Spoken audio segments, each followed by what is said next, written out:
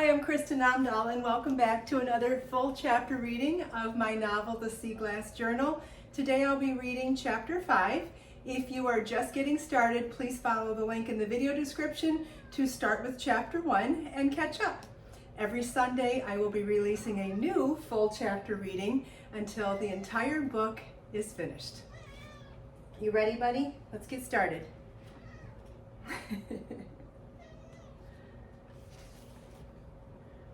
Chapter 5.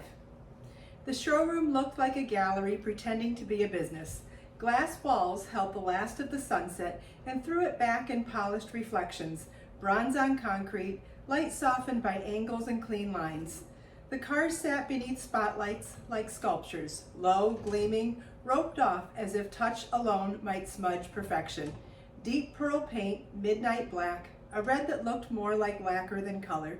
The air smelled faintly of leather and new tires. Music threaded through the space, understated, expensive sounding, the sort of instrumental lounge that didn't ask anyone to dance but made them feel like they could. It smoothed out conversation. It made everything seem intentional.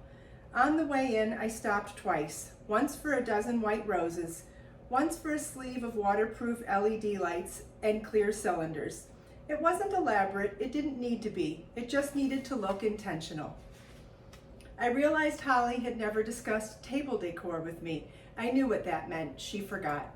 I was torn between looking like we were on time and disappearing altogether, one box of decor balanced on my hip. I checked my phone. Holly and the girls were about 30 minutes late. Not outrageous, not unforgivable, the kind of late people brushed off when the room looked like this. When they finally arrived, they came in bright and breezy, dressed like they belonged in the showroom's glow. Holly offered an airy apology about traffic and waved it away before anyone could respond. One of the daughters laughed as if lateness was a personality trait instead of a problem. "It's fine," Holly said automatically, already scanning the room. "We're good." We moved fast, snapping open tables, pulling linens tight. I trimmed the stems short and dropped a small light into each vase before filling it with water. The blooms caught the glow from beneath, petals lit from the inside, clean, quiet, enough. A guest paused near the nearest car, admiring the curve of its hood like he was considering art. Another laughed softly, champagne flute lifted, head tilted at something someone had said. The dealership staff floated with practiced smiles, polite and calm. Inside, I was quietly grateful we weren't responsible for the drinks tonight, too. I moved the way I always did when I knew what I was doing, quiet, efficient, invisible in a way that didn't hurt. Out front, we were good. Then Holly leaned in close enough that her perfume overpowered me. "Can you help for a second?" she asked, voice low, casual, like she was asking for an extra napkin. Something in her eyes wasn't casual at all. I followed her through a side door, and the illusion broke like glass. Behind the scenes, the lighting turned harsh and unforgiving. The concrete gave way to a back corridor that smelled faintly of warm plastic and stale air.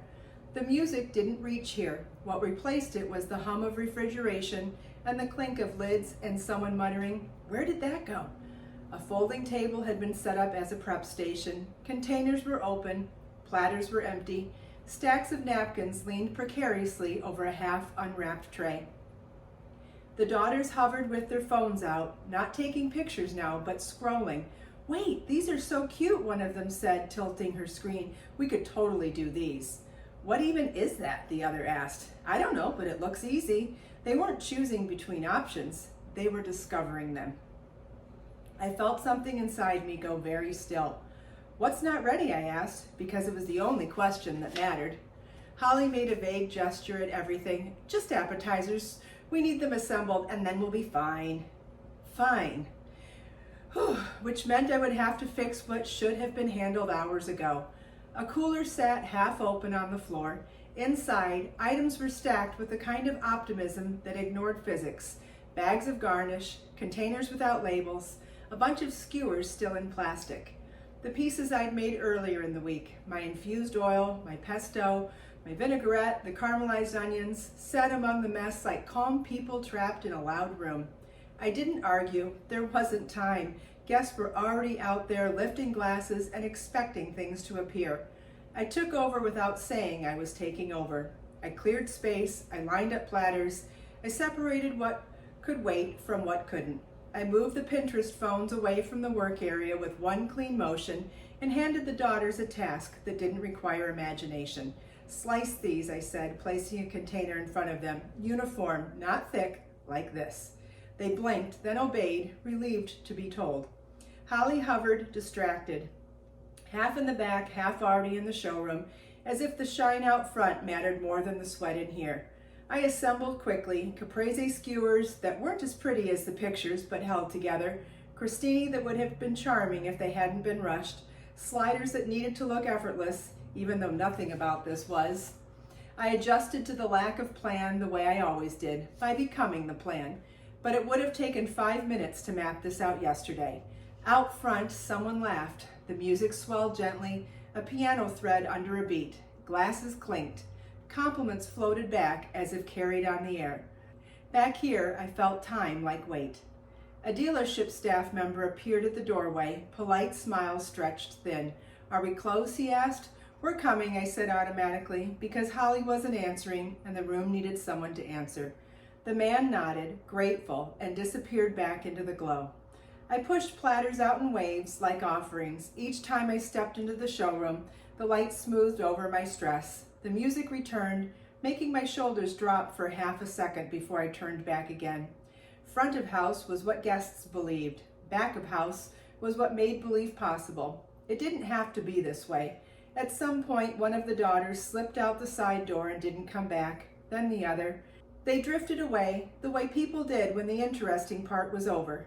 Holly didn't notice, or did notice and didn't care. I stayed until the end because I always stayed until the end. When the last guest left, the showroom returned to silence so quickly it felt like someone had flipped a switch inside me. The dealership staff thanked Holly, thanked the concept, thanked the night. No one looked toward the back corridor. Breakdown began. Folding tables collapsed, linens were stripped, platters stacked, trash gathered. The van was already tight, packed with equipment, decor, serving pieces. Everything Holly insisted had to go back with her. When I tied off the last garbage bag, I realized there was nowhere to put it. I stared at the van's crowded interior, then at the remaining bags, lined like heavy shadows along the curb. "You have to take these," a dealership employee said, apologetic but firm. "You can't leave them here." Holly exhaled as if the trash had personally offended her. "Fine," she said, "just stack them over there for now." I stacked them, 1, 2, 3, 10. 10 giant bags, glossy black, bulging and awkward, the smell faint but unmistakable beneath the night air. Holly checked her phone. "There's no room," I said, not accusing, just stating what my eyes could see. Holly waved a hand. "My husband will come with the truck." "When?" I asked. "Soon," she said, the word light and careless. Soon, as if time were a suggestion. Holly adjusted her hair, glanced toward the quiet dealership doors, then back to me in the garbage like she was surveying a small inconvenience. "Oh, just so you know, we're off next week. I'm taking the girls to Nashville. Don't worry, I've got a bunch of events lined up after we get back." Then, almost as an afterthought, she looked at the line of bags and frowned. "Next time we should bring thicker ones," she said. "These look messy." I felt the snap happen somewhere under my ribs, quiet and immediate, like a thread breaking. It wasn't anger first, it was exhaustion, the kind that made words tumble out before I could dress them up. "I can't keep doing this," I said. Holly blinked, genuinely surprised, as if I'd spoken in a language she didn't expect from me. "What?" she asked, half laughing. "You're tired. We're all tired." I didn't answer. I didn't have the energy to translate the sentence into something softer. Holly's phone lit again. She glanced at it and turned away.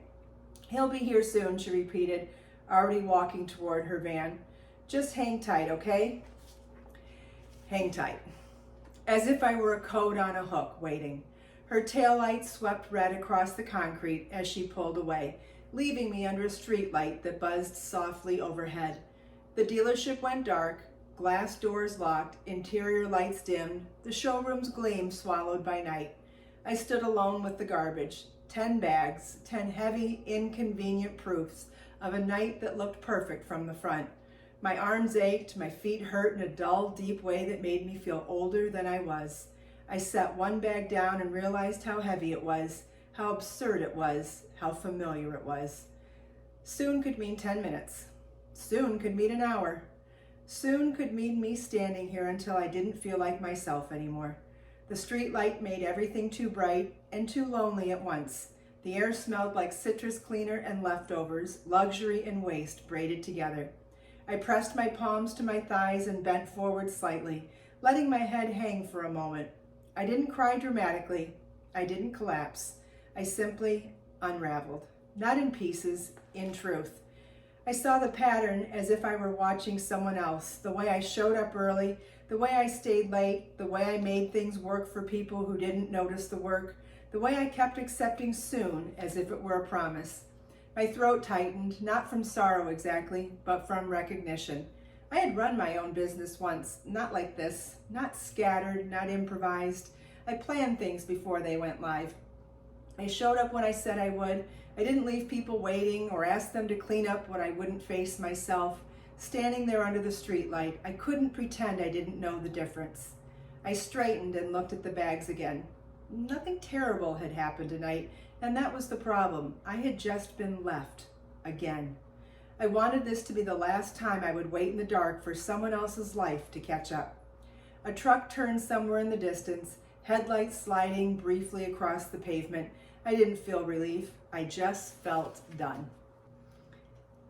Thank you for joining me for another full chapter reading of the Sea Glass Journal. Join me every Sunday night for another full chapter reading, and you can find all of the chapters in a playlist that's linked in the video description. And if you can't wait and you want to read the entire book now, there's a link in the video description to get the paperback or ebook and read the entire story now, also linked in the video description.